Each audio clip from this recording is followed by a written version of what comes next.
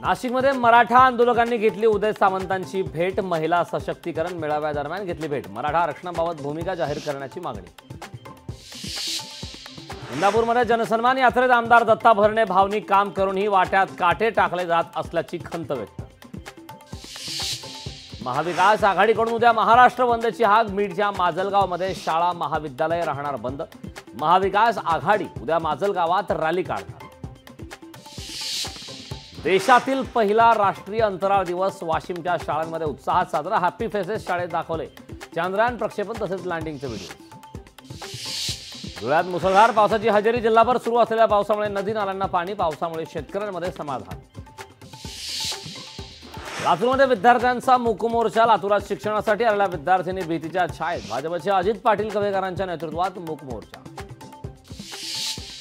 PESA भरती संदर्भातील आंदोलनाची तीव्रता वाढली। आदिवासी आयुक्त कार्यालयाच्या मुख्य प्रवेशद्वारावर धडक।